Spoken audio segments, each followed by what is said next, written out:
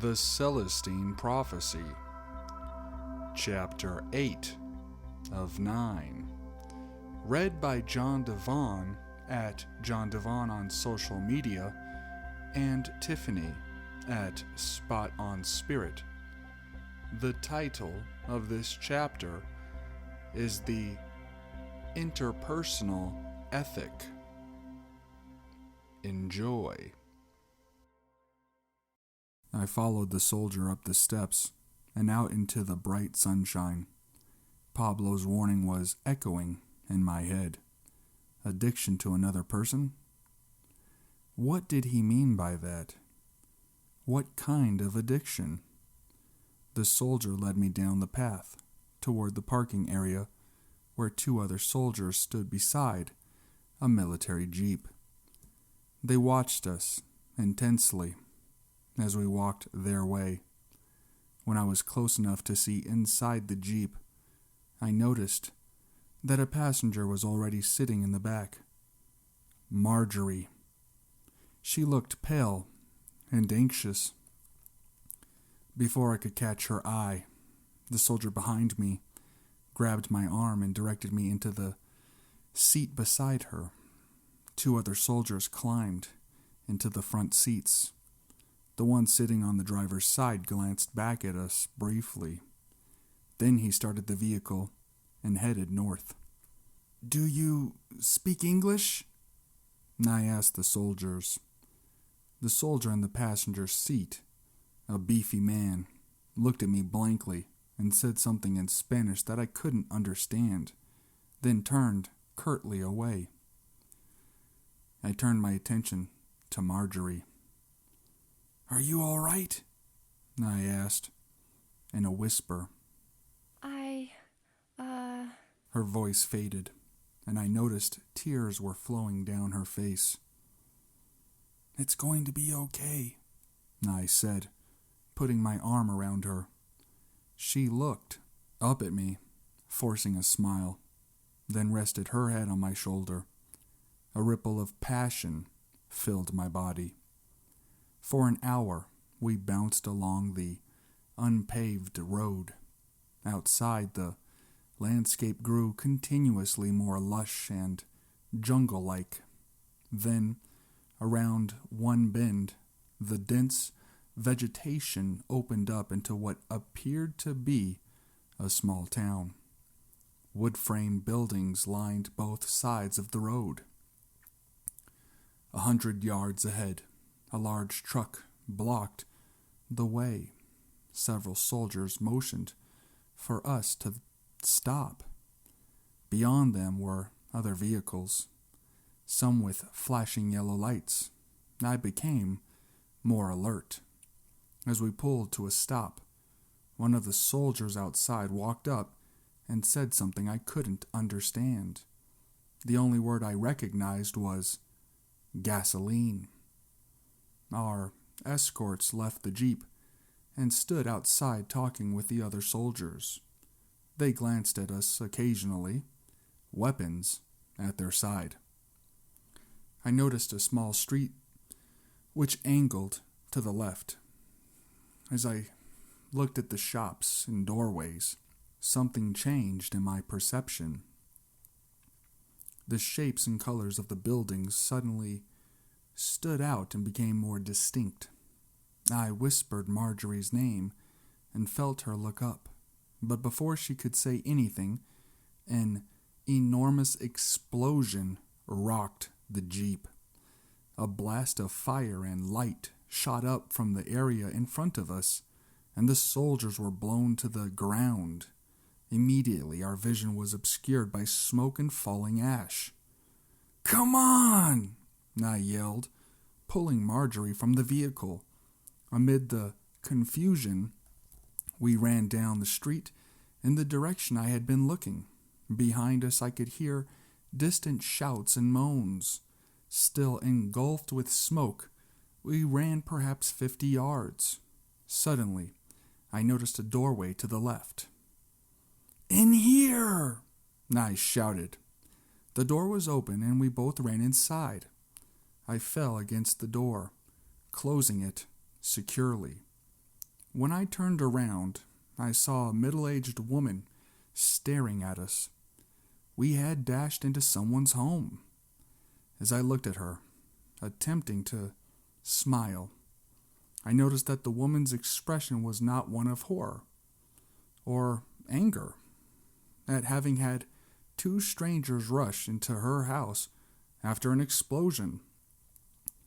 Instead, what she displayed was an amused half smile that looked more like resignation, as though she half expected us and now had to do something.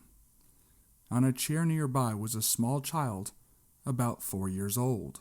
"Hurry," she said in English. "They will be looking for you." She ushered us to the back of the sparsely furnished living room, through a hall, and down some wooden steps to a long cellar. The child walked at her side. We moved quickly through the cellar and up some other steps to an outside door leading to an alley.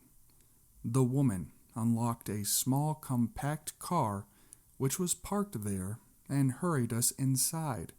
She directed us to lie down in the back seat, threw a blanket over us, and pulled away in what seemed to be a northerly direction. Through it all, I remained speechless, carried along by the woman's initiative. A rush of energy filled my body as I fully realized what had happened. My intuition of escape had occurred. Marjorie lay beside me, her eyes tightly closed. "Are you all right?" I whispered. She looked up at me with tearful eyes and nodded. After about 15 minutes, the woman said, "I think you can sit up now." I pushed away the blanket and looked around. We seemed to be on the same road as before the explosion, only farther north. "Who are you?" I asked. She turned and looked at me with her half smile. She was a shapely woman of about 40 with shoulder-length dark hair. "I'm Carla Dees," she said. "This is my daughter, Marietta." The child was smiling and looking over the passenger seat at us with large, inquisitive eyes. Her hair was jet black and also long. I told them who we were, then asked, "How did you know to help us?" Carla's smile grew wider. "You were running from the soldiers because of the manuscript, aren't you?" "Yes, but how did you know?" "I know the manuscript too." "Where are you taking us?" I asked. "I don't know that." she said. "You will have to help me." I glanced at Marjorie. She was watching me closely as I spoke. "Right now I don't know where to go," I said. "Before I was captured, I was trying to get to Iquitos." "Why do you want to go there?" she asked. "I'm trying to find a friend. He's looking for the 9th insight." "That is a dangerous thing." "I know." "We will take you there, won't we, Marietta?" "Of course." The little girl giggled and said with a sophistication beyond her years, "What kind of explosion was that back there?" I asked. "I think it was a gas truck." She answered. "Earlier, an accident had occurred, a leak." I was still amazed at how quickly Carla had decided to help us, so I decided to press the question. "How did you know we were running from the soldiers?" She took a deep breath. "Yesterday, many military trucks were passing through the village going north. This is unusual, and it made me think of the time 2 months ago when my friends were taken away. My friends and I studied the manuscript together. We were the only ones in the village who had all 8 insights. Then the soldiers came and took my friends. I have not heard from them. As I watched the trucks yesterday," she continued, "I knew the soldiers were continuing to hunt copies of the manuscript and that others like my friends would need help. I envisioned myself helping those people if I could. Of course, I suspected that it was meaningful that I was having that particular thought at that particular time. So when you came into my house, I was not surprised. She paused, then asked. Have you experienced this? Yes, I said. Carla slowed the car. Ahead was a crossroads. I think we should turn to the right here. She said.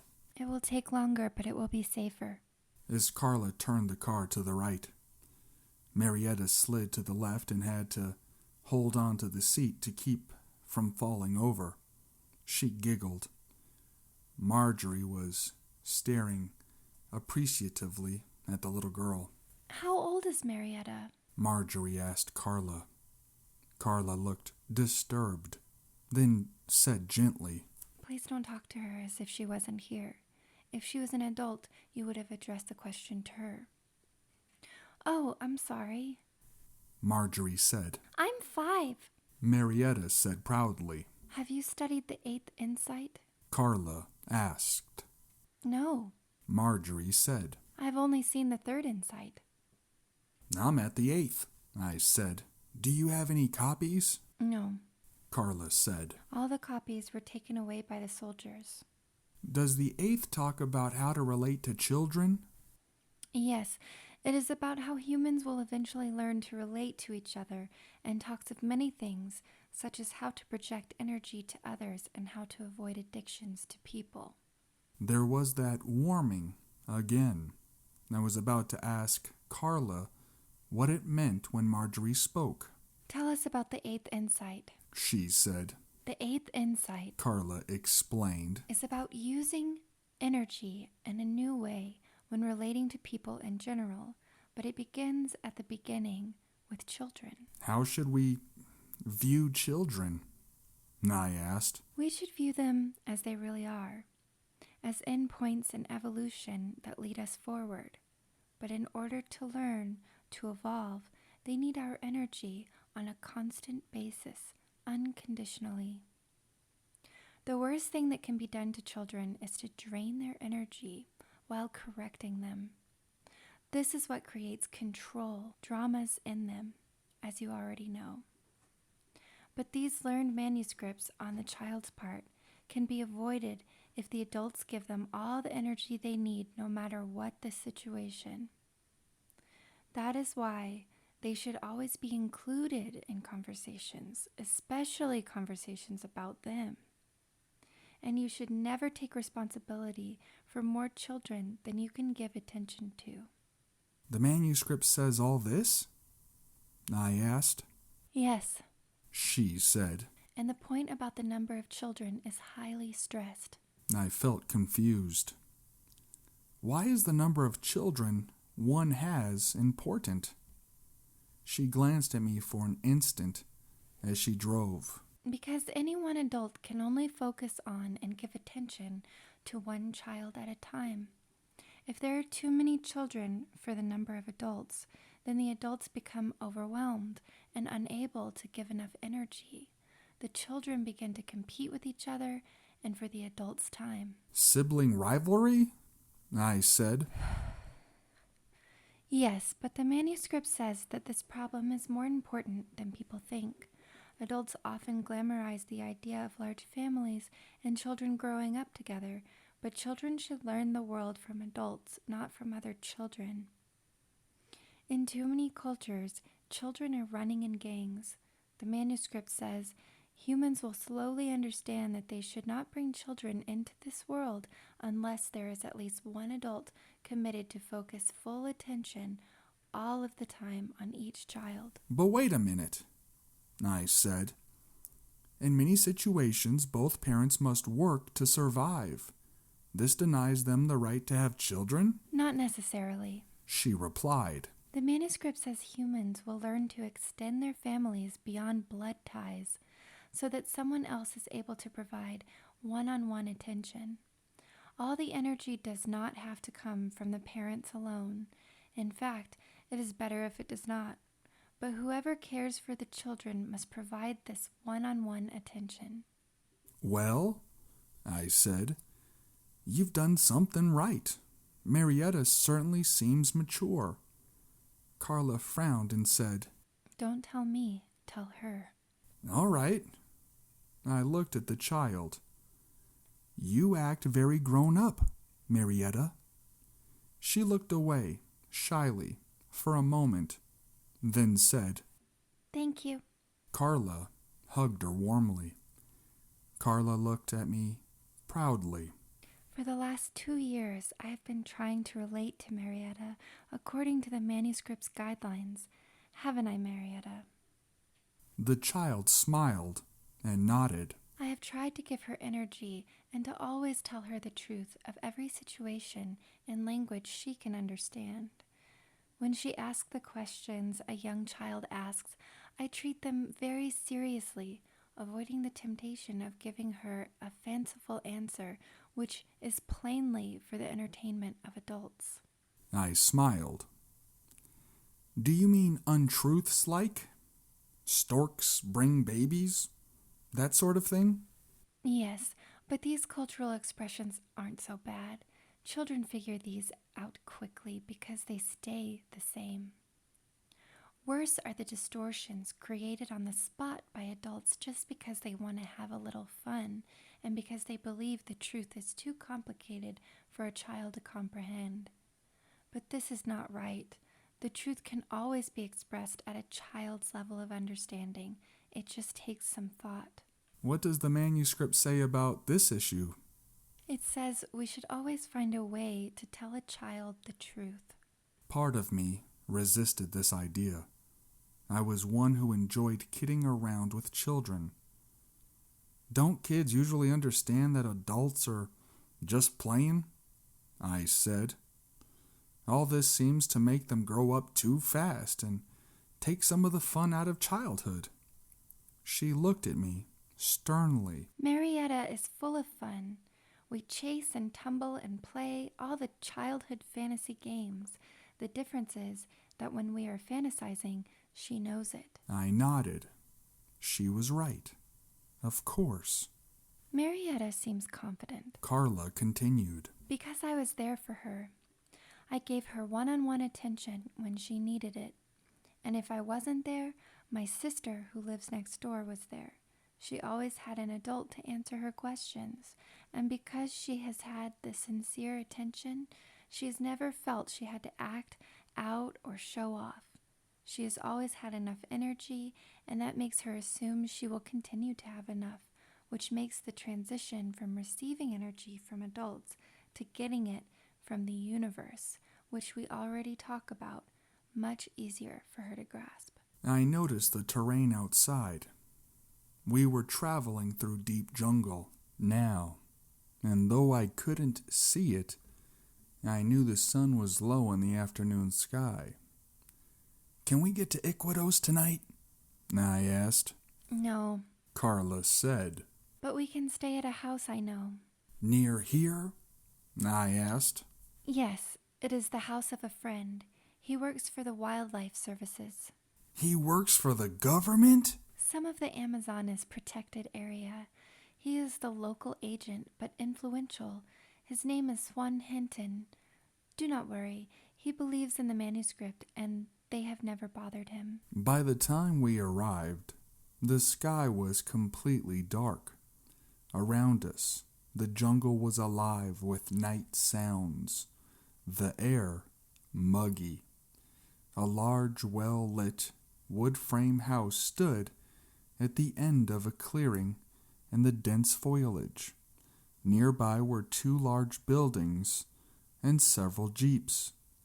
Another vehicle was up on the blocks, and 2 men worked around lights underneath.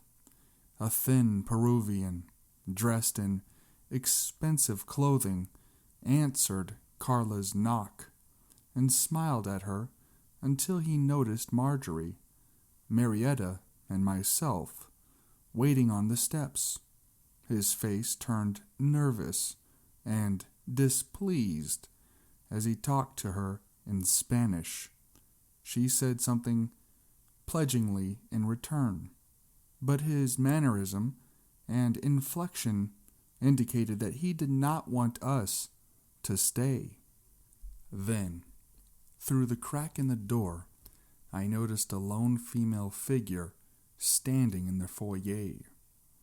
I moved a little to bring her face into view. It was Julia. As I looked, she turned her head and saw me, then quickly walked forward with a surprised look on her face. She touched the shoulder of the man at the door and said something quietly into his ear. The man nodded, then opened the door with a look of resignation. We all introduced ourselves as Hinton led the way into the den area. Julia looked at me and said, "We meet again." She wore khaki pants with pockets on the legs and a bright red t-shirt. "Yes, we do," I said. A Peruvian servant stopped Hinton, and after talking for a minute, the two walked into another part of the house. Julia sat in a chair by a coffee table and motioned for the rest of us to sit on a couch across from her. Marjorie appeared, panicked. She looked at me intensely. Carla also seemed to be aware of Marjorie's distress. She walked over and took her by the hand. "Let's get some hot tea," she suggested. As they walked away, Marjorie glanced back at me. I smiled and watched them until they turned the corner into the kitchen. Then I turned to face Julia. "So what do you think it means?" she asked. "What does what mean?" I replied, still distracted. "That we have run into each other again." "Oh, I don't know." "How did you wind up with Carla, and where are you going?"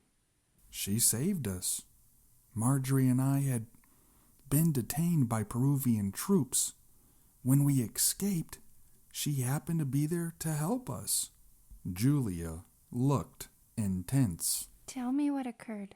I leaned back and told her the whole story, beginning at the point in which I had taken Father Carl's truck, and then all about the capture and our eventual escape.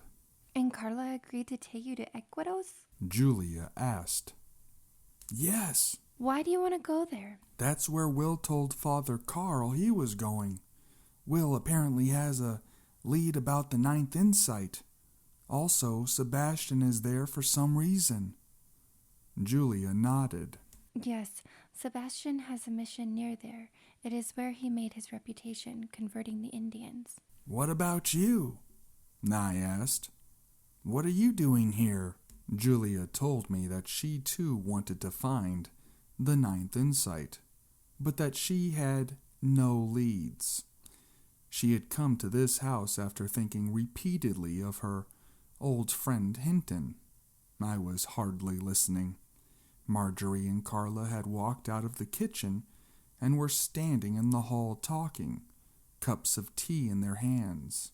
Marjorie caught my eye, but said nothing. "Has she read much of the manuscript?" Julia asked, nodding toward Marjorie. "Just the third insight," I said. "We can probably get her out of Peru if that's what she wants." I turned and looked at her. "How?" "Rolando is leaving for Brazil. We have some friends at the American embassy there. They can get her back to the United States. We have helped other Americans this way." I looked at her and nodded tentatively. I realized I was having mixed feelings about what she had said. Part of me knew that leaving would be best for Marjorie, but another part wanted her to stay, to remain with me. I felt changed, energized when she was around. "I think I need to talk with her," I finally said. "Of course. Julia replied. We can talk later." I got up and walked toward her. Carla was heading back toward the kitchen. Marjorie stepped around the corner of the hall, out of sight. When I walked up, she was leaning back against the wall. I pulled Marjorie into my arms. My body pulsated. "Feel that energy?" I asked, whispering into her ear. It's incredible. She said, What does it mean? "I don't know. We have some kind of connection." I glanced around. No one could see us. We kissed, passionately. When I pulled back to look at her face, she looked different, stronger somehow, and I thought back to the day we had met at Vicente and to the conversation in the restaurant at Kula. I couldn't believe the amount of energy I felt in her presence. And when she touched me, she held me tightly. Since the day at Vicente, She said, I've wanted to be with you. I didn't know what to think about it then, but the energy is wonderful. I've never experienced anything like this. Out of the corner of my eye, I noticed Carla walking up, smiling. She told us that dinner was ready, so we made our way into the dining room and found a huge buffet of fresh fruits and vegetables and breads. Everyone served their plates and sat around a large table. After Marietta sang a blessing song, we spent an hour and a half eating and talking casually. Hinton had lost his nervousness, and he set a light-hearted mood which helped to ease the tension of our escape. Marjorie was talking freely and laughing. Sitting beside her filled me with warm love. After dinner, Hinton took us back into the den where a custard dessert was served with a sweet liqueur. Marjorie and I sat on the couch and fell into a long conversation about our past and significant life experiences. We seemed to grow closer and closer. The only difficulty we discovered was that she lived on the West Coast and I resided in the South. Later, Marjorie dismissed the problem and laughed heartily. I can't wait until we get back to the United States. She said. We'll have so much fun traveling back and forth. I sat back and gave her a serious look. Julia said she could arrange a way for you to go home now. You mean both of us, don't you? She replied. No, I can't go. Why? She asked. I can't leave without you, but I can't stand to stay here any longer either. I'll go crazy. You'll have to go on ahead. I'll be able to leave soon. No. She said loudly. I can't stand that. Carla, who was walking back into the den from putting Marietta in bed, glanced toward us, then looked quickly away. Hinton and Julia were still talking, seemingly oblivious to Marjorie's outburst. Please. Marjorie said. Let's just go home. I looked away. Okay, fine. She said. Stay. She stood and walked briskly toward the bedroom area. My gut wrenched as I watched Marjorie walk away. The energy I had gained with her collapsed, and I suddenly felt weak and confused. I tried to shake it off. After all, I told myself I hadn't known her that long. On the other hand, I thought, maybe she was correct. Maybe I should just go home. What difference could I make here anyway? Back at home, I could perhaps marshal some support for the manuscript and stay alive as well. I stood up and started to follow her down the hall, but for some reason I sat back down. I couldn't decide what to do. May I join you for a minute? Carla was suddenly asking. I hadn't noticed that she was standing beside the sofa. Sure, I said. She sat down and looked at me with regard. I couldn't help overhearing what is going on. She said. And I thought that before your decision, you might want to hear what the Eighth Insight says about addictions to people. Yes, please. I want to know what that means. When one first learns to be clear and to engage one's evolution, any of us can be stopped suddenly by an addiction to another person. You're speaking of Marjorie and me, aren't you? Let me explain the process. She said.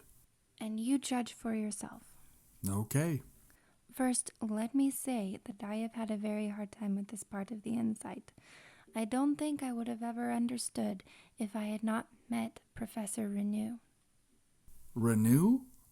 I exclaimed. I know him. We met when I was learning the fourth insight. Well, She said. We met when we both had reached the eighth insight. He stayed at my house for several days. I nodded, in amazement. He said that the idea of an addiction, as used in the manuscript, explains why power struggles arise in romantic relationships. We've always wondered what causes the bliss and euphoria of love to end, to suddenly turn into conflict, and now we know. It is a result of the flow of energy between the individuals involved. When love first happens, the two individuals are giving each other energy unconsciously, and both people feel buoyant and elated. That's the incredible high we call being in love. Unfortunately, once they expect this feeling to come from the other person, they cut themselves off from the energy in the universe and begin to rely even more on the energy from each other. Only now there doesn't seem to be enough, and so they stop giving each other energy and fall back into their dramas in an attempt to control each other and force the other's energy their way. At this point, the relationship degenerates into the usual power struggles. She hesitated for a moment, as if checking whether I understood, then added, Renew told me that our susceptibility to this kind of addiction can be described psychologically, if that will help you understand. I nodded again for her to continue. Renew said the problem starts in our early family. Because of the energy competition there, none of us were able to complete an important psychological process. We weren't able to integrate our opposite sexual side. Our what? In my case, She continued. I wasn't able to integrate my male side. In your case, you weren't able to integrate your female side. The reason we can become addicted to someone of the opposite sex is that we've yet to access this opposite sex energy ourselves. You see, the mystical energy that we can tap as an inner source is both male and female. We can eventually open up to it, but we have to first begin to evolve. We have to be careful. The integration process takes some time. If we continue prematurely with a human source for our female or male energy, we block the universal supply. I told her I didn't understand. Think of how this integration is supposed to work in an ideal family. She explained. And then perhaps you can see what I mean. In any family, the child must first receive energy from the adults in his life, usually identifying with and integrating the energy of the same-sexed parent is accomplished easily, but receiving energy from the other parent can be more difficult because of the differences in the sexes. Let's use a female child as an example. All the little girl knows as she first attempts to integrate her male side is that she is extremely attracted to her father. She wants him around and close to her all the time. The manuscript explains that what she really wants is male energy because this male energy complements her female side. From this male energy, she receives a sense of completion and euphoria, but she mistakenly thinks that the only way to have this energy is by sexually possessing her father and keeping him close physically. Interestingly, because she intuits that this energy is really supposed to be her own, and that she should be able to command this energy at will. She wants to direct the father as if he were the part of herself. She thinks he is magical and perfect and able to supply her every whim. In a less than ideal family, this sets up a power conflict between the little girl and her dad. Dramas are formed as she learns to posture herself in order to manipulate him into giving her the energy she desires. But in the ideal family, the father would remain uncompetitive. He would continue to relate honestly and have enough energy so as to supply her unconditionally, even though he can't do everything she asks. The important thing to know here is our ideal example is that the father would remain open and communicative. She thinks he is ideal and magical, but if he honestly explains who he is and what he is doing and why, then the little girl can integrate his particular style and abilities and proceed past an unrealistic view of her father. In the end, she will see him as just a particular human being, a human being with his own talents and faults. Once this true emulation takes place, then the child makes an easy transition from receiving her opposite sex energy from her father to receive it as part of the overall energy existing in the universe at large. The problem, she went on, is that most parents up to now have been competing with their own children for energy, and that has affected all of us. Because this competition was taking place, none of us have quite resolved this opposite sex issue. We're all stuck at the stage where we still look for our opposite sex energy outside of ourselves in the person of a male or female. We can think of as ideal and magical and can possess sexually. See the problem? Yes, I said. I think I do. In terms of our ability to evolve consciously, she continued, we are faced with a critical situation. As I said before, according to the 8th insight, when we first begin to evolve, we automatically begin to receive our opposite sex energy. It comes in naturally from the energy in the universe. But we must be careful, because if another person comes along who offers this energy directly, we can cut ourselves off from the true source and regress. She chuckled to herself. What are you laughing at? I asked. Renaud once made this analogy. She said. He said that until we learn how to avoid the situation, we are walking around like a circle half complete. You know, we look like the letter C. We are very susceptible to a person of the opposite sex, some other circle half complete, coming up and joining with us, completing the circle that way, and giving us a burst of euphoria and energy that feels like the wholeness that a full connection with the universe produces.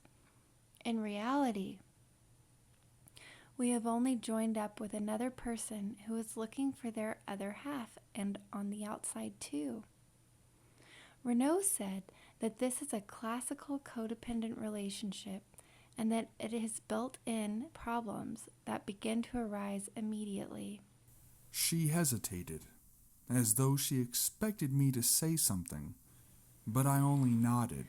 You see, the problem with this completed person, this O that both people think they have reached, is that it has taken two people to make this one whole person, one supplying the female energy and one supplying the male.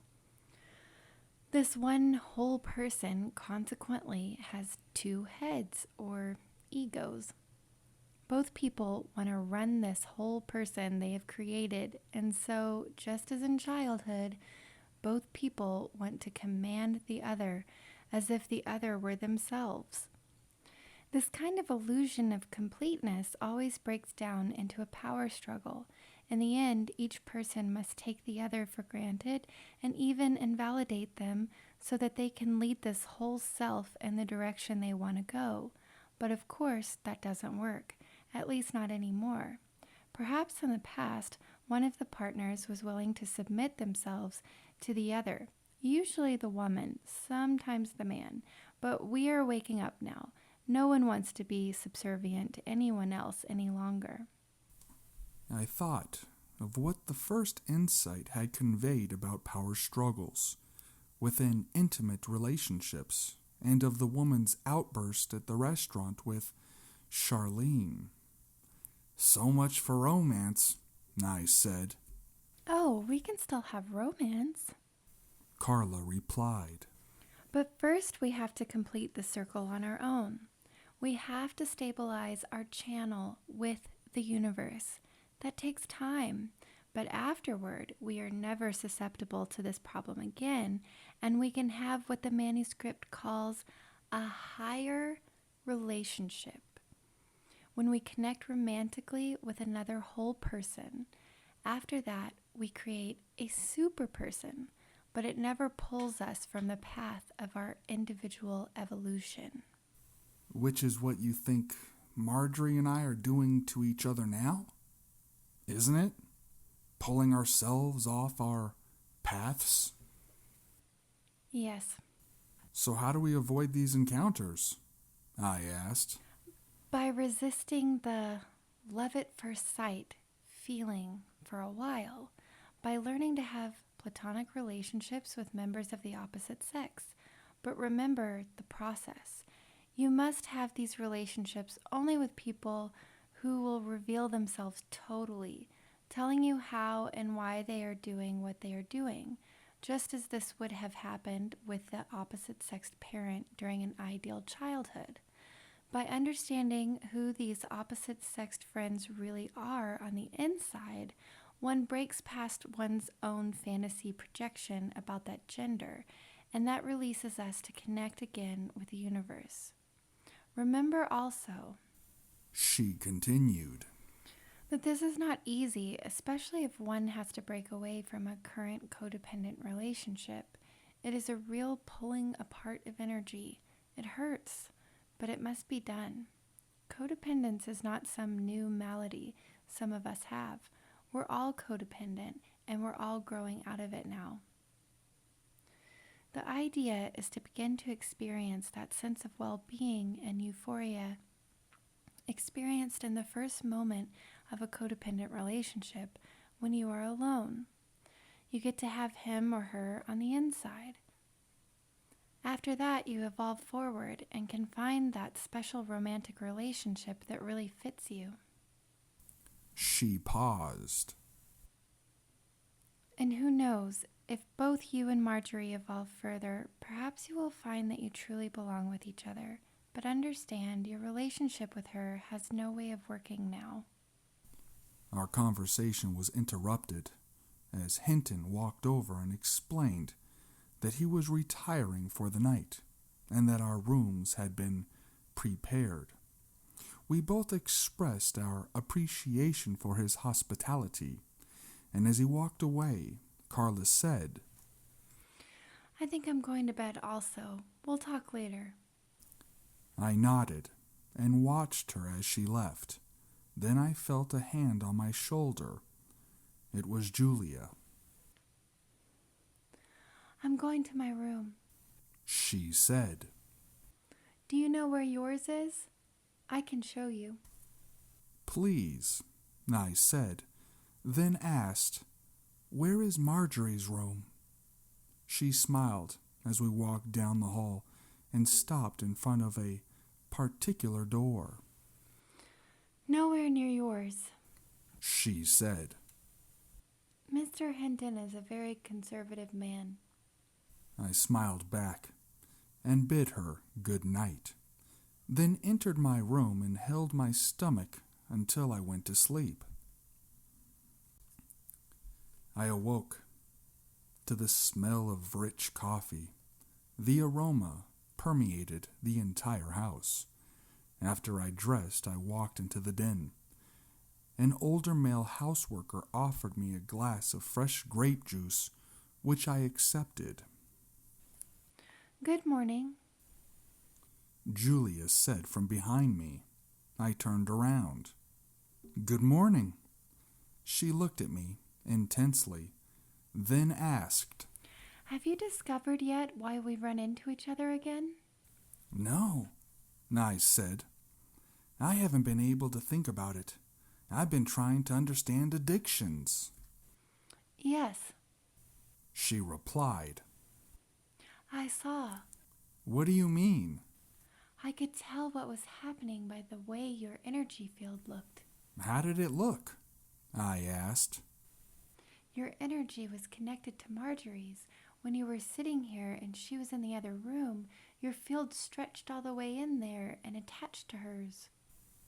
I shook my head. She smiled and put her hand on my shoulder. You had lost your connection with the universe.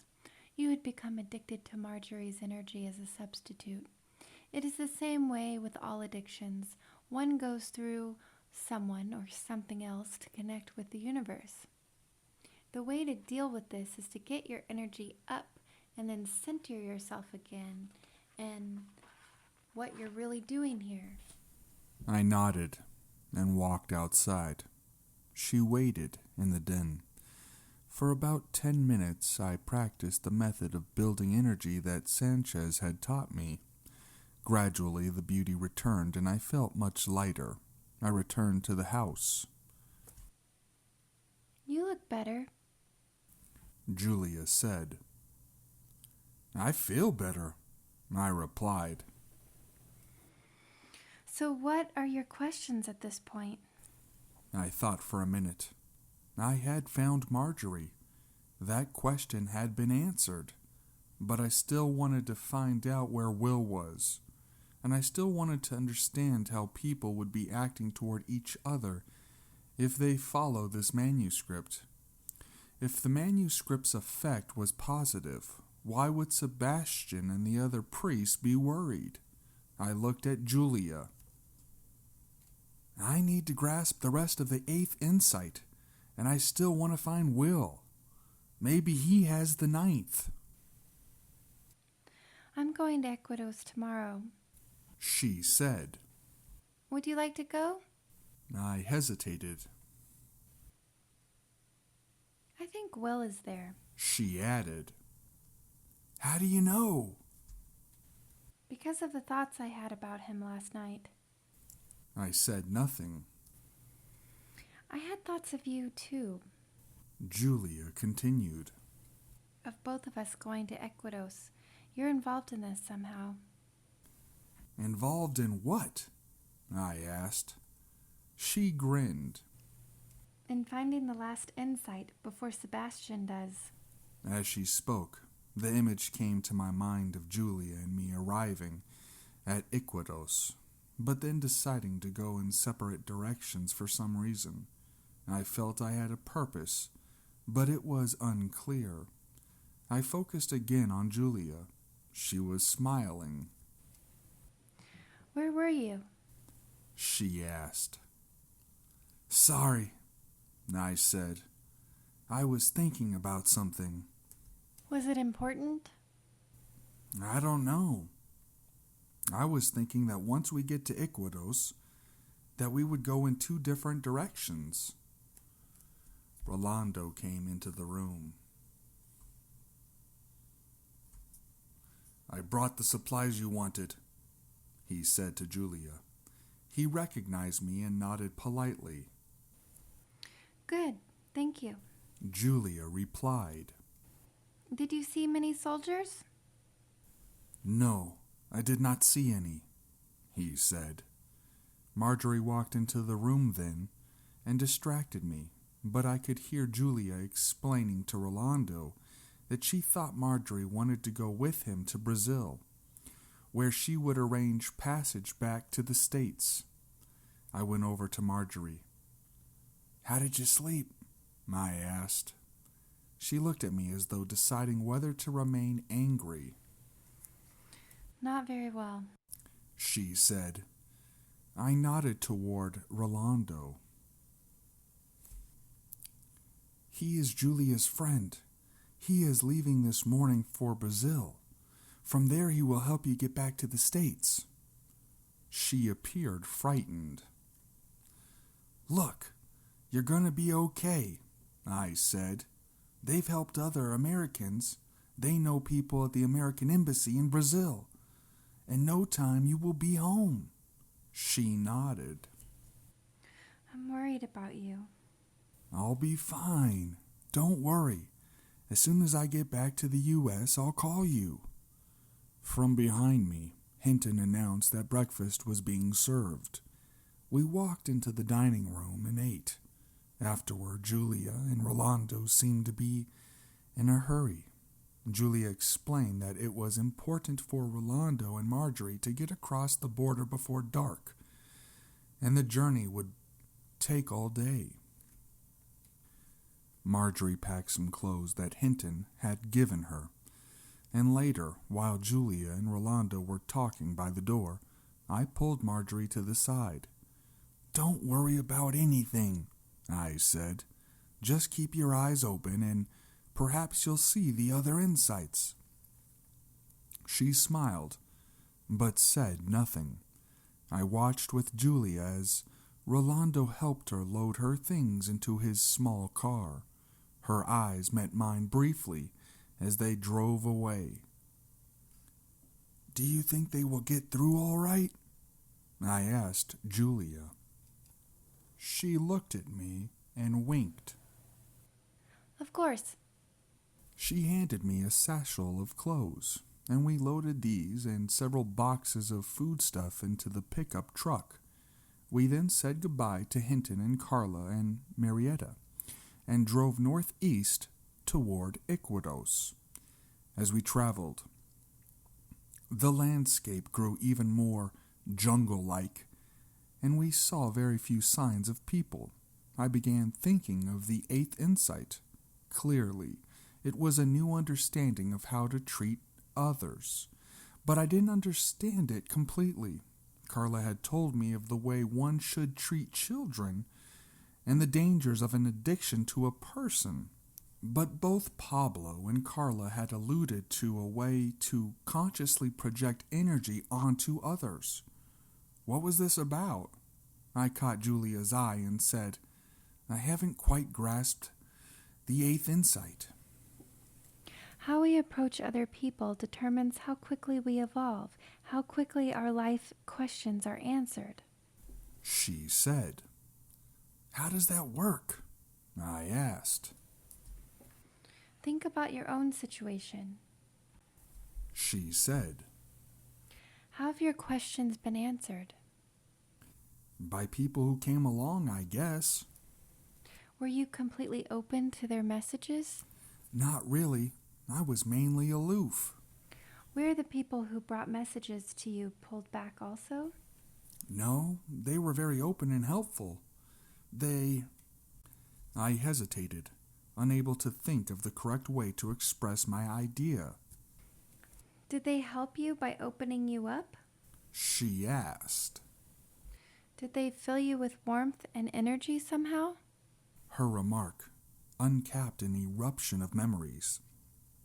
I recalled Will's soothing attitude when I was on the verge of panic in Lima, and Sanchez's fatherly hospitality, and Father Carl's and Pablo's and Carla's concerned counsel, and now Julia's. They all had the same look in their eyes. "Yes," I said, "all of you have done that." That's right. She said. We have, and we were doing it consciously, following the eighth insight. By lifting you up and helping you to get clear, we could search for the truth, the message, that you had for us. Do you understand that? Energizing you was the best thing we could do for ourselves. What does the manuscript say about all this? Exactly. It says that whenever people cross our paths, there is always a message for us. Chance encounters do not exist, but how we respond to these encounters determines whether we're able to receive the message. If we have a conversation with someone who crosses our path and we do not see a message pertaining to our current questions, it does not mean that there was no message. It only means we missed it for some reason. She thought for a moment, then continued. Have you ever run into an old friend or acquaintance, talked for a minute and then left, then run into him or her again the same day or the same week? Yes, I have. I replied. And what do you usually say? Something like, well, fancy seeing you again, and laugh and go on your way? Something like that. The manuscript says that what we should do instead in that situation is to stop what we're doing, no matter what, and find out the message we have for that person and that the person has for us. The manuscript predicts that once humans grasp this reality, our interaction will slow down and become more purposeful and deliberate. But isn't that hard to do, especially with someone who wouldn't know what you were talking about? Yes, but the manuscript outlines the procedures. You mean the exact way we're supposed to treat each other? That's right. What does it say? Do you remember the third insight, that humans are unique in a world of energy and that they can project their energy consciously? Yes. Do you remember how this is done? I recall John's lessons. Yes, it is done by appreciating the beauty of an object until enough energy comes into us to feel love. At that point, we can send energy back. That's right. And the same principles hold true with people. When we appreciate the shape and demeanor of a person, really focus on them until their shape and features begin to stand out and to have more presence, we can then send them energy, lifting them up. Of course, the first step is to keep our own energy high. Then we can start the flow of energy coming into us, through us, and into the other person. The more we appreciate their wholeness, their inner beauty, the more energy flows into them, and naturally, the more that flows into us. She laughed. It's really a rather hedonistic thing to do. She said. The more we can love and appreciate others, the more energy flows into us. That's why loving and energizing others is the best possible thing we can do for ourselves. I've heard that before, I said. Father Sanchez says it often. I looked at Julia closely, and I had the feeling I was seeing her deeper personality for the first time. She returned my gaze for an instant, then focused again on the road. The effect on the individual of this projection of energy is immense, She said. Right now, for instance, you're filling me with energy. I can feel it.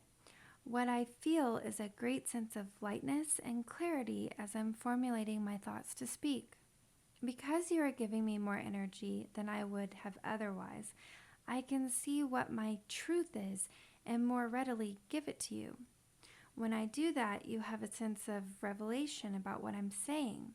This leads you to see my higher self even more fully, and so appreciate and focus on it at an even deeper level, which gives me even more energy and greater insight into my truth, and the cycle begins over again.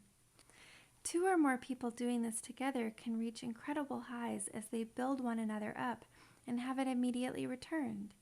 You must understand, though, that this connection is completely different from a codependent relationship. A codependent relationship begins this way, but soon becomes controlling because the addiction cuts them off from their source and the energy runs out. Real projection of energy has no attachment or intention. Both people are just waiting for the messages. As she spoke, I thought of a question.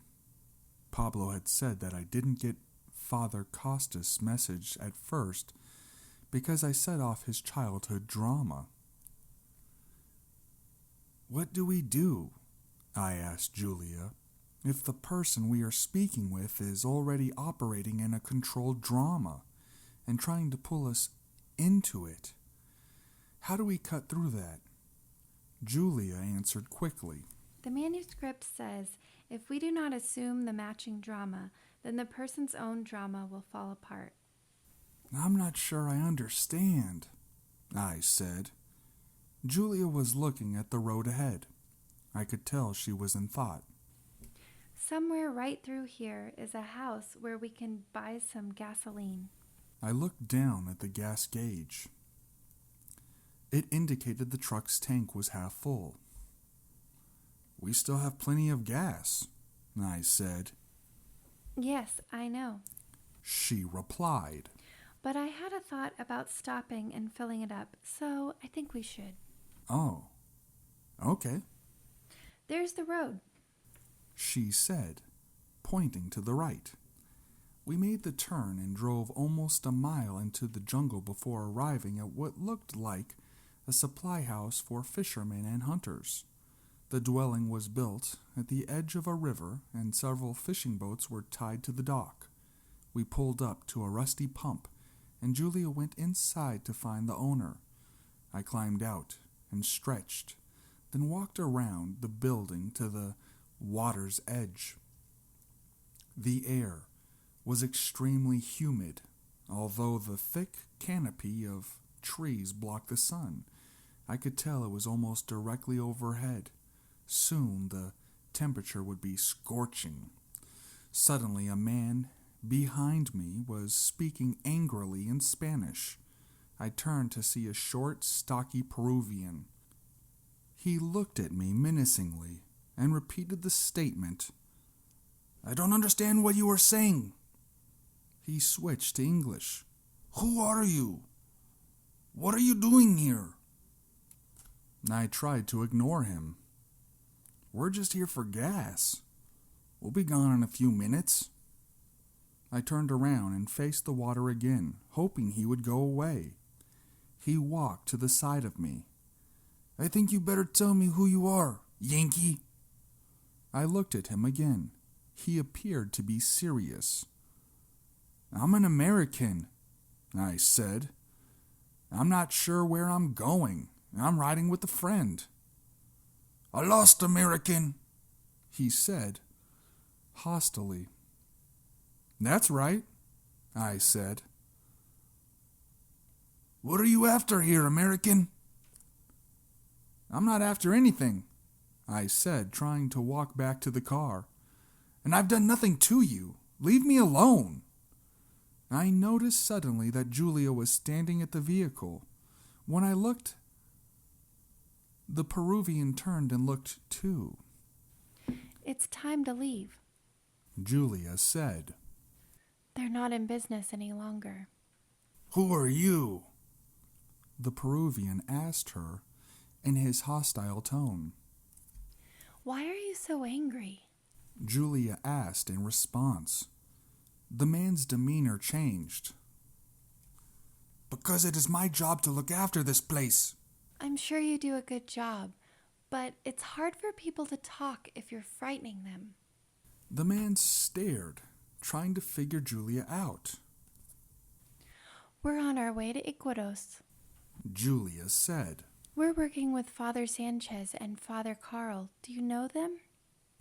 He shook his head, but the mention of the two priests settled him down even more. He finally nodded and walked away. Let's go, Julia said. We got in the truck and drove away. I realized how anxious and nervous I had been. I tried to shake it off. Did anything happen inside? I asked. Julia looked at me. What do you mean? I mean, did anything happen inside to explain why you had the thought to stop? She laughed, then said, No, all the action was outside. I looked at her. Have you figured it out? She asked. No, I replied. What were you thinking about just before we arrived? That I wanted to stretch my legs. No, before that. What were you asking about when we were talking? I tried to think. We were talking about childhood dramas. Then I remembered. You had said something that had confused me, I said. You had said that a person cannot play a control drama with us unless we play the matching drama. I didn't understand that. Do you understand now? Not really. What are you getting at? The scene outside clearly demonstrated what happens if you do play the matching drama. How? She glanced at me briefly. What drama was the man playing with you? He was obviously the intimidator. Right, and what drama did you play? I was just trying to get him off my back. I know, but what drama were you playing? Well, I started off in my aloofness drama, but he kept coming after me. Then? The conversation was irritating me, but I tried to get centered and stay with it. I looked at Julia and said, I guess I was playing a poor me. She smiled. That's right. I noticed you handled him with no problem, I said. Only because I didn't play the drama he expected. Remember that each person's control drama was formed in childhood in relation to another drama. Therefore, each drama needs a matching drama to be fully played out. What the intimidator needs in order to get energy is either a poor me or another intimidator. How did you handle it? I asked, still confused. My drama response would have been to play the intimidator myself, trying to out-intimidate him. Of course, this would probably have resulted in violence, but instead I did what the manuscript instructs. I named the drama he was playing. All dramas are covert strategies to get energy. He was trying to intimidate you out of your energy. When he tried that on me, I named what he was doing. That's why you asked why he was so angry? Yes. The manuscript says that covert manipulations for energy can't exist if you bring them into consciousness by pointing them out. They cease to be covert. It is a very simple method. The best truth about what's going on in a conversation always prevails. After that, the person has to be more real and honest. That makes sense, I said. I guess I've even named dramas myself before, though I didn't know what I was doing. I'm sure. That's something all of us have done. We're just learning more about what is at stake. And the key to making it work is to simultaneously look beyond the drama at the real person in front of you and send as much energy their way as possible. If they can feel energy coming in any way, then it's easier for them to give up their way of manipulating for it. What could you appreciate in that guy? I said. I could appreciate him as a little insecure boy needing energy desperately. Besides, he brought you a very timely message, right? I looked at her. She appeared to be on the verge of laughter. You think we stopped there just so I could grasp how to deal with someone playing a drama? That was the question you asked, wasn't it? I smiled, my good feeling beginning to return. Yes, I guess it was. A mosquito buzzing around my face forced me awake. I looked over at Julia. She was smiling as though recalling something humorous. For several hours after leaving the river camp, we had ridden in silence, munching on the food Julia had prepared for the trip. You're awake. Julia said. Yes, I replied. How far is Iquitos? The town is about 30 miles, but the Stewart Inn is only a few minutes ahead. It's a small inn and a hunting camp. The owner is English and supports the manuscript. She smiled again. We've had many good times together. Unless something has happened, he should be there. I hope we can get a lead on where Will is. She pulled the truck to the side of the road and looked at me. We'd better get centered in where we are, She said. Before I ran into you again, I had been floundering around wanting to help find the ninth insight, but not knowing where to go. At one point, I realized I had been thinking repeatedly of Hinton. I got to his house, and who should show up but you? And you tell me that you're looking for Will, and that he's rumored to be in Iquitos. I have the intuition that we'll both be involved in finding the ninth insight, and then you'll have the intuition that at some point we will separate and go in different directions. Is that pretty much it? Yes, I said. Well, I want you to know that after that, I got to thinking about Willie Stewart and the inn. Something is going to happen there. I nodded. She drove the vehicle back on the road and around the curve. There's the inn, Julia said. Ahead, about 200 yards, where the road took another sharp bend to the right, was a 2-story Victorian-style home. We pulled into a gravel parking area and stopped. Several men were talking on the porch. I opened the door of the vehicle and was about to get out when Julia touched my shoulder. Remember, She said. No one is here by accident. Stay alert for the messages. I followed her as we walked up on the porch. The men, well-dressed Peruvians, nodded distractedly as we walked by them and into the house. Once in the large foyer, Julia pointed to a dining room and asked me to pick a table and wait there while she looked for the owner. I surveyed the room. It contained a dozen or so tables lined in 2 rows. I picked a table about halfway down and sat with my back against the wall. 3 more men, all Peruvians, came in behind me and sat down across from my table.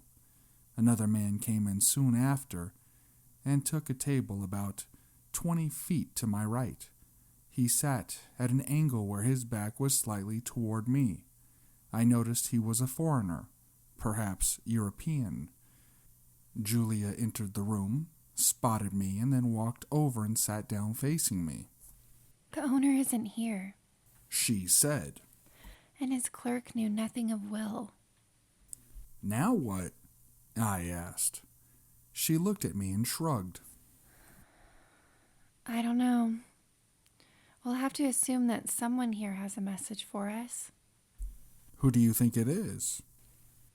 I don't know. How do you know it will happen? I asked, suddenly feeling skeptical. Even after all the mysterious coincidences that had happened to me since I had been in Peru, I still had trouble believing one would occur now just because we wanted it to. Don't forget the third insight. Julia replied.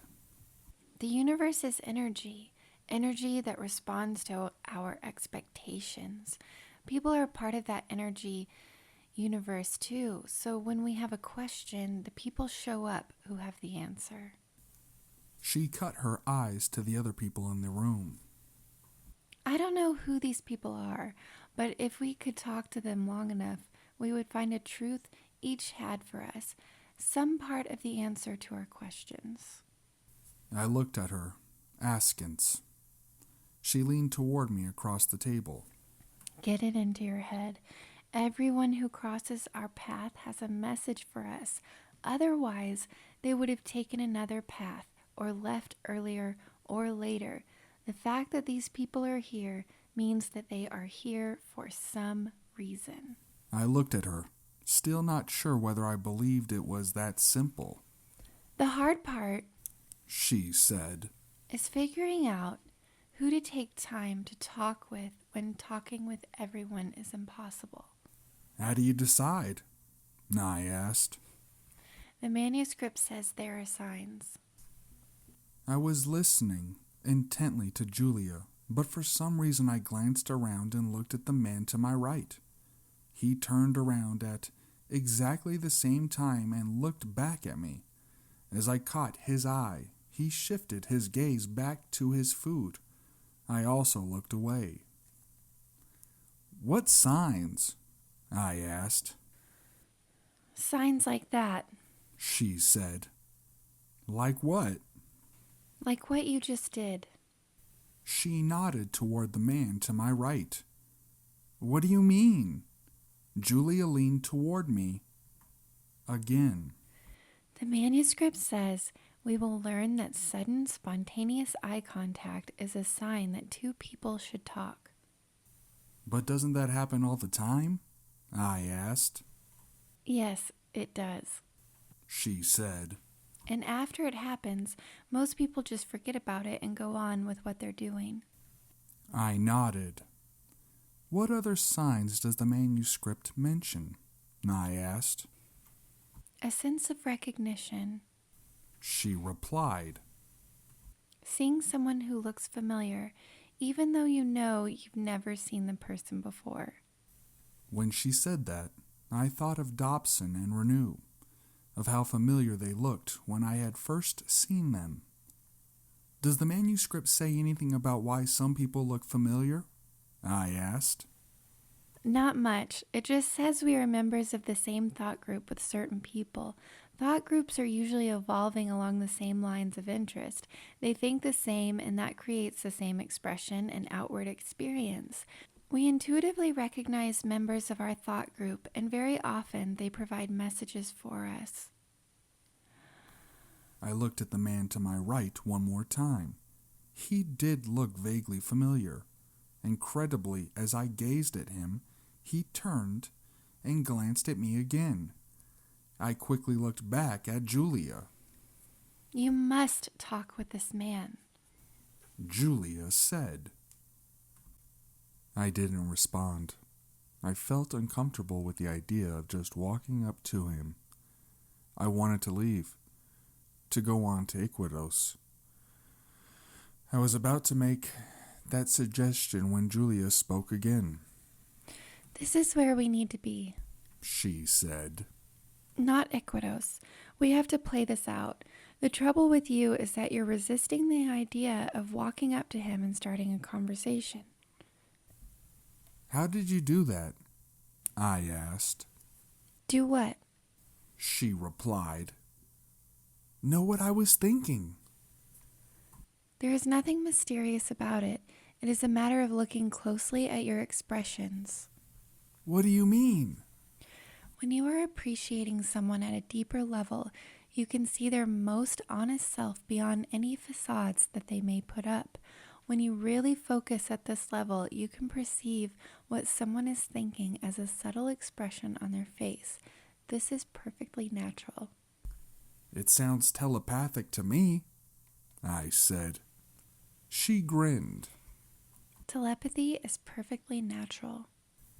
I glanced over at the man again. He did not look. You'd better get your energy together and talk to him Julia said. before you lose the opportunity. I focused on increasing my energy until I felt stronger, then asked, What am I going to say to this guy? The truth. She said. Put the truth in a form you think he would recognize. Okay, I will.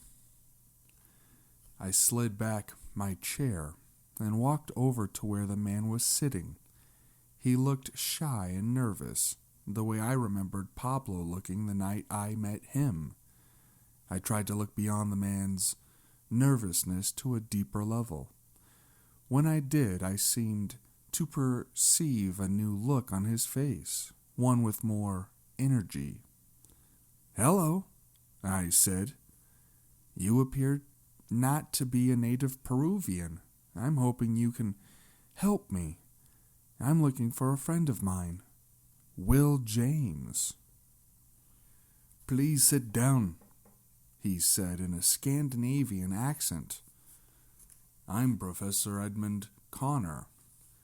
He offered me his hand and said, I'm sorry, I do not know your friend Will. I introduced myself and then explained, just on a hunch, that it would mean something to him, that Will was searching for the ninth insight. I'm familiar with the manuscript, he said. I'm here to study its authenticity. I was to meet a Professor Dobson here, but so far he has not come. I don't understand the delay. He assured me that he would be here when I arrived. You know Dobson? Yes. He is the one who is organizing an inspection of the manuscript. And he's all right? He's coming here? The professor looked at me questioningly. Those were the plans we made. Has something been wrong? My energy fell. I realized that Dobson's meeting with Connor had been set up before Dobson's arrest. I met him on the airplane, I explained. When I came to Peru, he was arrested in Lima. I have no idea what happened to him. Arrested? My God! When did you last speak with him? I asked. Several weeks ago, but our meeting time here was firm. He said he would call me if anything changed. Do you remember why he wanted you to meet him here instead of in Lima? I asked. He said there were some ruins around here, and that he would be up in this area speaking with another scientist. Did he mention where he would be talking to this scientist?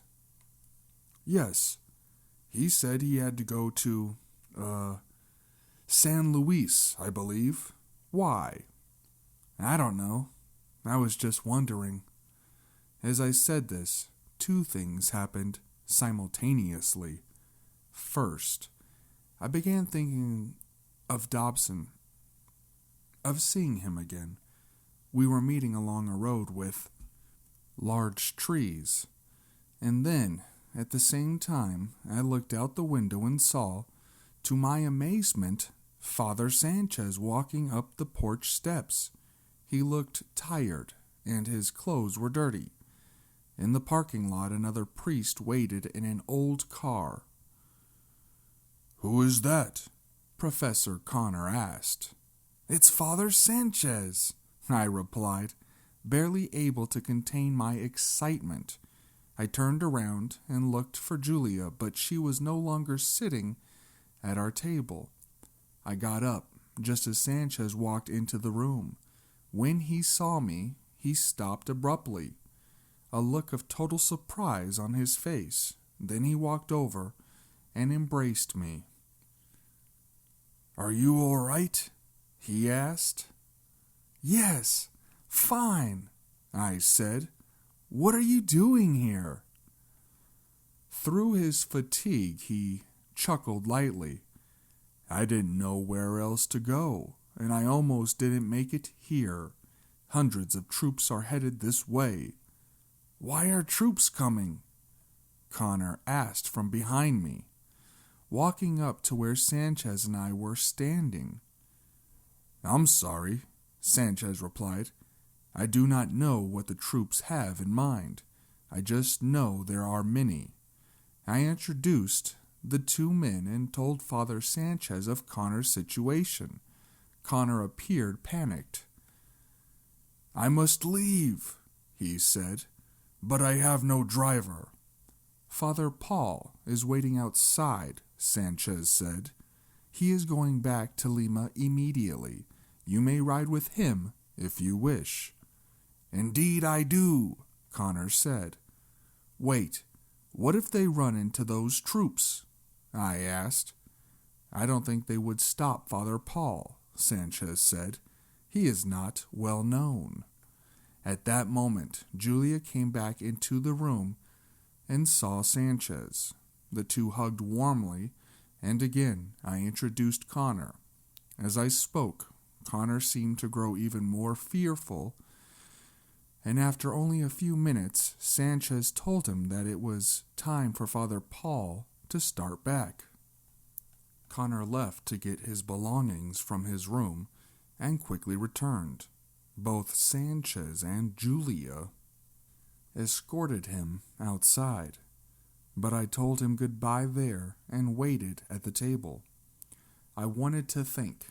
I knew meeting Connor was significant somehow, and that Sanchez finding us here was important, but I couldn't quite figure it out.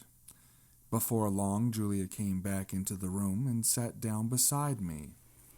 I told you something was going to happen here. She said. If we hadn't stopped, we wouldn't have seen Sanchez, or Connor for that matter. By the way, what did you learn from Connor? I'm not sure yet, I said. Where is Father Sanchez? He checked into a room to rest for a while. He hasn't slept in 2 days. I looked away. I knew that Sanchez was tired, but hearing that he was unavailable disappointed me. I wanted very much to talk with him, to see if he could add some perspective to what was happening, especially concerning the soldiers. I felt uneasy, and part of me wanted to flee with Connor. Julia picked up on my impatience. Take it easy, she said. Slow down and tell me what you think of the 8th insight so far. I looked at her and tried to center myself. I'm not sure where to start. What do you think the 8th insight is saying? I thought back.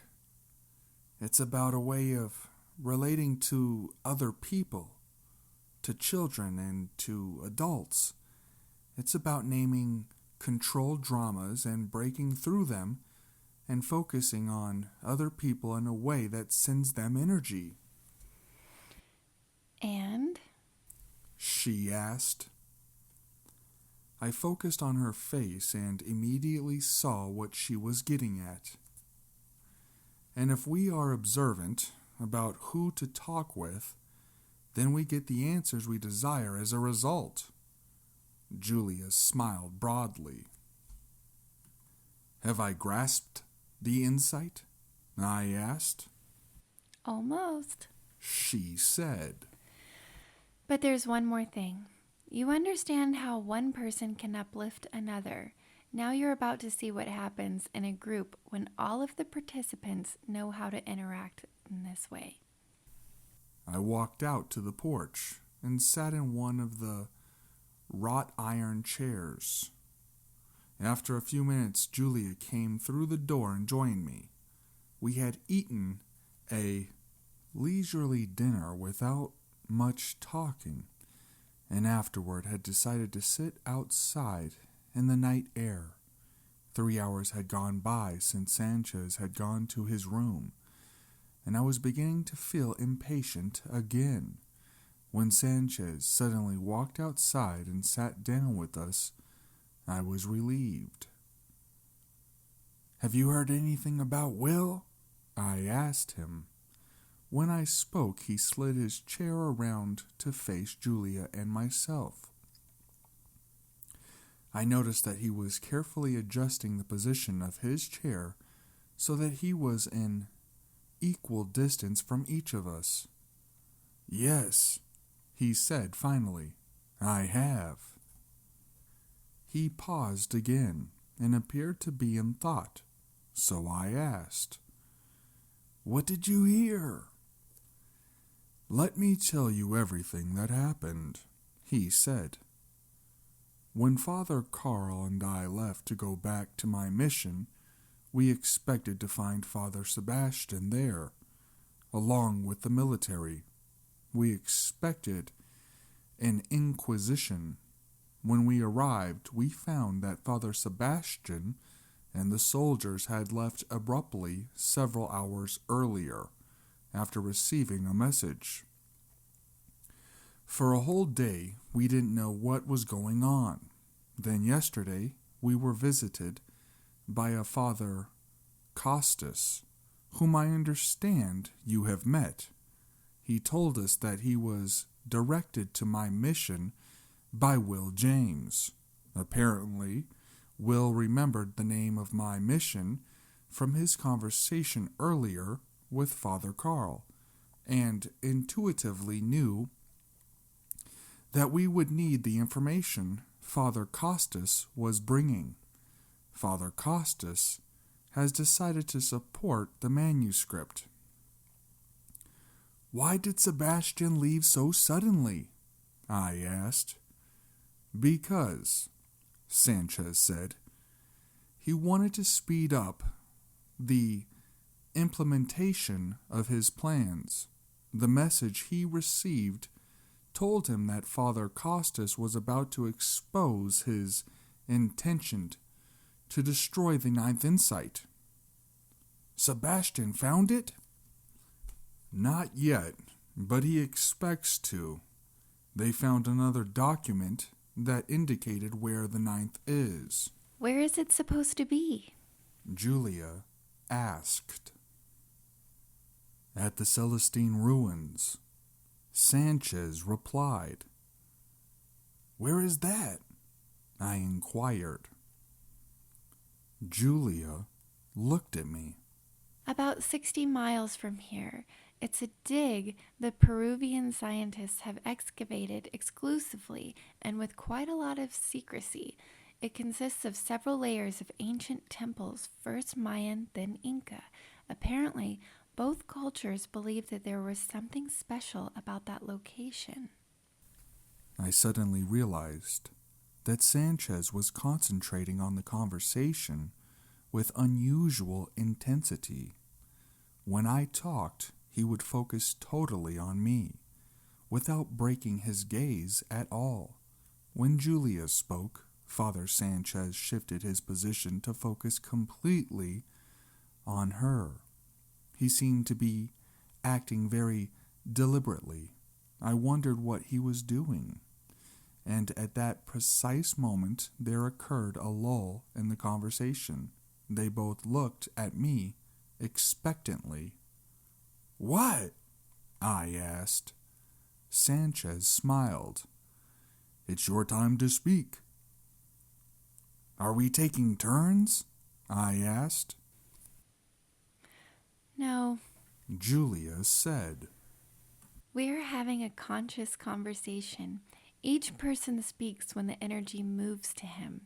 We could tell it had moved to you. I didn't know what to say.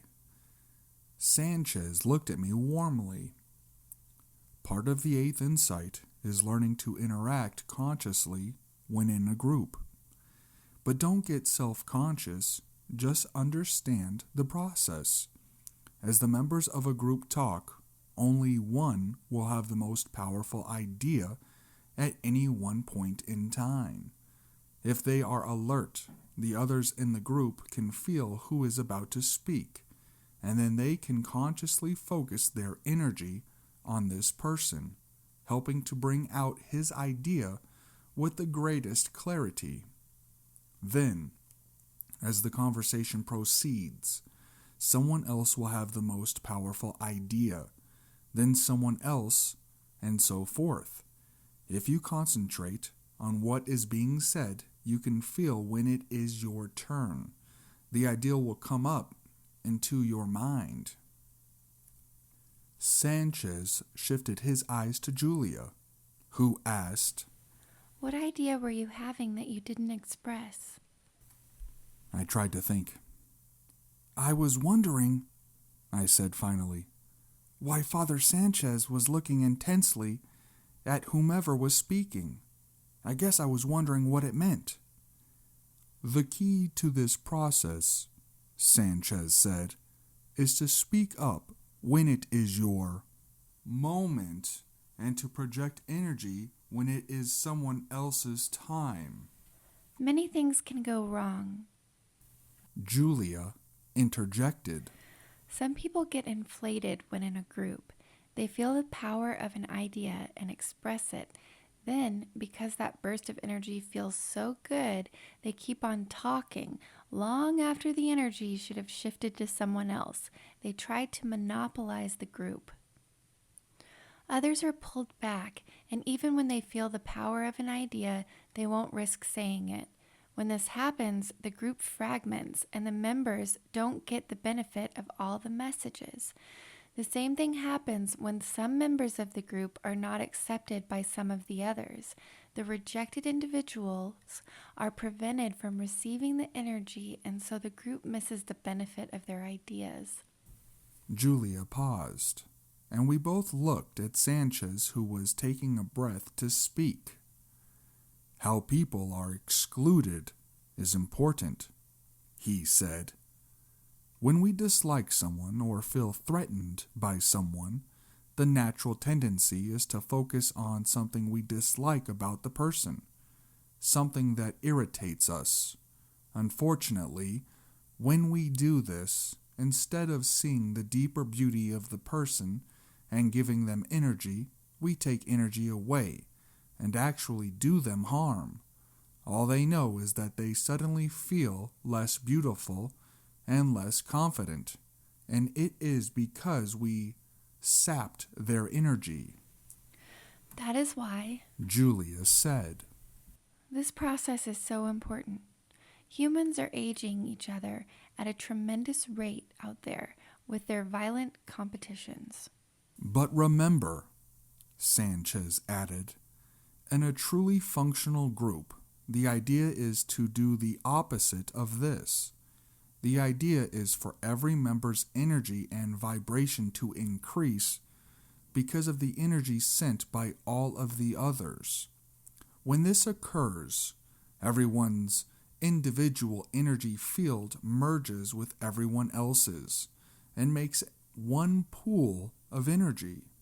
It is as if the group is just one body, but one with many heads.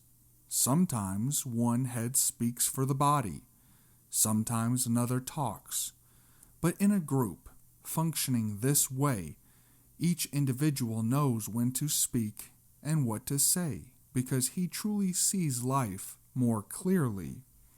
This is the higher person the eighth insight talked about in connection with the romantic relationship between a man and a woman.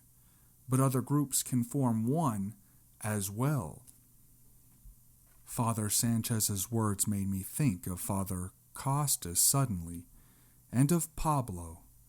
Had this young Indian finally changed Father Costas's mind, leading him to now want to preserve the manuscript?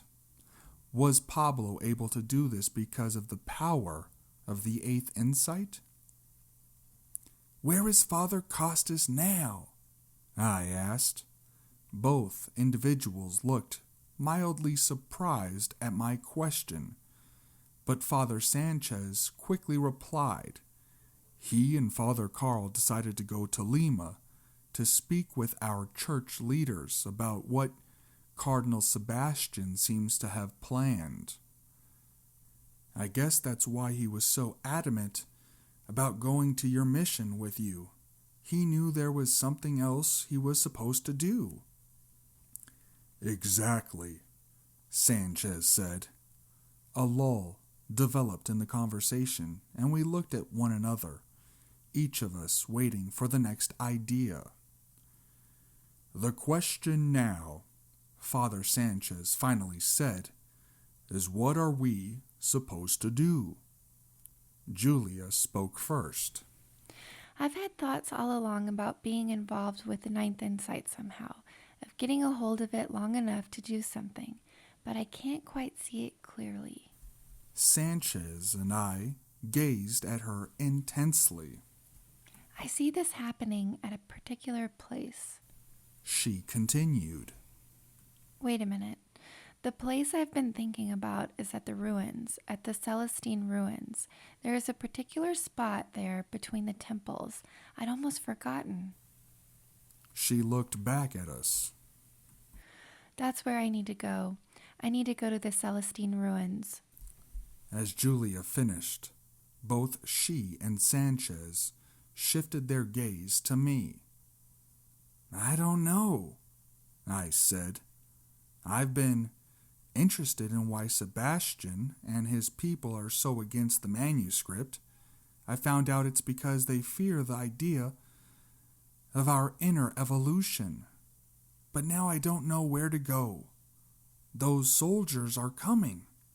It appears that Sebastian is going to find the ninth insight first. I don't know. I've been thinking I'm involved somehow in convincing him not to destroy it.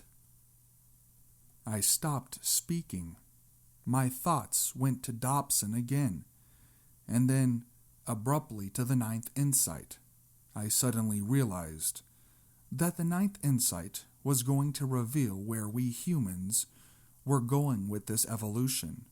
I had wondered how humans would be acting toward each other as a result of the manuscript, and that question had been answered with the eighth insight. And now the logical next question was, where is it all going to lead? How will human society change? That had to be what the ninth was about. I knew somehow that this knowledge could also be used to ease Sebastian's fears about conscious evolution, if he would listen. I still think Cardinal Sebastian can be convinced to support the manuscript, I said with conviction. You see yourself convincing him? Sanchez asked me. No, not really. I'm with someone else who can reach him, someone who knows him and can speak at his level. As I said that, Julia and I both spontaneously looked at Father Sanchez. He struggled to smile and spoke with resignation. Cardinal Sebastian and I have avoided a confrontation over the manuscript for a long time. He has always been my superior. He considered me his protege, and I must admit that I looked up to him. But I guess I always knew that it would come to this. The first time you mentioned it, I knew that the task of convincing him was mine. My whole life has set me up for it. He looked intensely at Julia and me, then continued. My mother was a Christian reformer. She hated the use of guilt and coercion when evangelized. She felt that people should come to religion because of love, not out of fear. My father, on the other hand, was a disciplinarian who later became a priest, and like Sebastian, believed adamantly in tradition and authority. That left me wanting to work within church authority, but always seeking ways it should be amended so that higher religious experience is emphasized. Dealing with Sebastian is the next step for me. I've been resisting it, but I know I have to go to Sebastian's mission at Iquitos. I'll ride with you, I said.